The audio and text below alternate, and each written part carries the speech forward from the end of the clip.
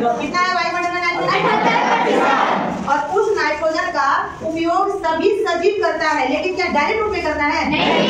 नहीं करता है। तो नाइट्रोजन को जब नाइट्रोजन यौगिक में परिवर्तित हो जाता है तो उस यौगिक का ही उपयोग सभी सजीव करते हैं। अब नाइट्रोजन यौगिक जो होता है आपका प्रोटीन, विटामिन या फिर न्यूक्लिक एसिड या आपका परहरित यानी क्लोरोफिल में पाया जाता है। तो अब है कि वायुमंडल का जो नाइट्रोजन हम लोग अवशोषित करते हैं, हम लोग इनडायरेक्ट वे में जो लेते हैं, अब सिर्फ लेंगे और वायुमंडल को वापस दे देंगे तो वायुमंडल में क्या होगा? जो नाइट्रोजन 78% है वो एक समय ऐसा आएगा कि 0 हो जाना चाहिए, लेकिन आज तक कभी 0 नहीं हुआ है। तो उसके पीछे बहुत बड़ा रहस्य होगा। वो रहस्य क्या होगा कि हमने उनसे जो नाइट्रोजन लिया हम वापस वायुमंडल को देते भी हैं। अब हम कैसे देते हैं तो इसे आप नाइट्रोजन चक्र के माध्यम से समझ सकते हैं। ठीक है, सबसे पहले आप लोग ये जानते हैं कि वायुमंडल में जो नाइट्रोजन है वो मिट्टी में स्थिरीकरण होता है। क्या होता है वो? वायुमंडलीय नाइट्रोजन जो कि 78% है। कितना है? 78%। अब वायुमंडलीय नाइट्रोजन का जो है ना स्थिरीकरण होता है मिट्टी में। तो पहला जो है 2 तरीके से स्थिरीकरण होता है। पहला तरीका है वायुमंडलीय नाइट्रोजन का जीवाणु एवं नीले हरे शैवाल द्वारा स्थिरीकरण।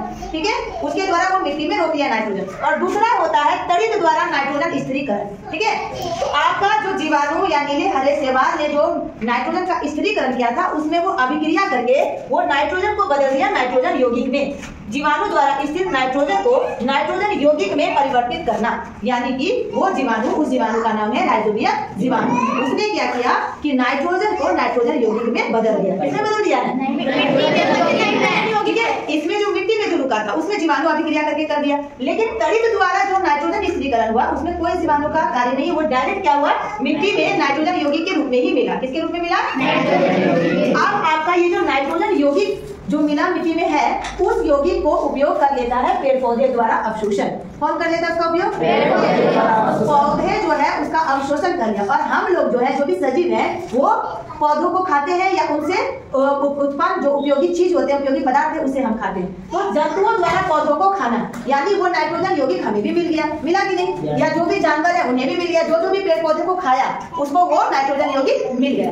अब जब क्या है कि पेड़ पौधे और जंतुओं को नाइट्रोजन यौगिक मिल गया, अब उस नाइट्रोजन को हमको वापस वायुमंडल में भी देना है। तो कैसे देना है? उत्पन्न उत्सर्जन एवं जीवों की मृत्यु द्वारा उत्पन्न नाइट्रोजन अपशिष्ट। ठीक है, यानी हम लोग उत्सर्जन, हम लोग जो अपशिष्ट पदार्थ को निष्कासित करते हैं अपने बॉडी से बाहर। ठीक है, या हम लोग कभी मर जाते हैं, जो जीव जंतु मर गए वो उनका जो यौगिक है नाइट्रोजन यौगिक वो मिट्टी में पुनः वापस मिल जाता है। क्या जो सजीव मरे वो मर गए तो यानी एक तरह से वो भी अपशिष्ट हो गया, वो पुनः धरती में मिल गया, मतलब मिट्टी में मिला।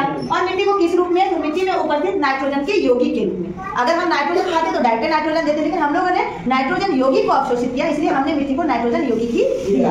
उसके बाद वो नाइट्रोजन यौगिक का क्या होता है मिट्टी में? तो उसमें क्या होता है पुनः जब वो मिट्टी में मिल गया तो कुछ पौधे उसे उस रूप में ग्रहण कर लेते हैं। तो कुछ जो विशेष प्रकार के जीवाणु होते हैं उस नाइट्रोजन यौगिक को पुनः नाइट्रोजन में बदल देते हैं। किसे बदल देते हैं? नाइट्रोजन में। देखिए है ना, जीवाणु द्वारा नाइट्रोजन यौगिकों का गैसीय नाइट्रोजन में परिवर्तन कर देना। जब वो गैसीय नाइट्रोजन में परिवर्तन हो गया, गैस बन गया वो नाइट्रोजन, तो पुनः वो कहाँ चला जाएगा? तो इस तरह से सतत प्रक्रिया चलते रहता है, ये चक्र चलते रहता है और इसी चक्र को हम कहते हैं नाइट्रोजन चक्र। क्या कहते हैं हम? नाइट्रोजन चक्र।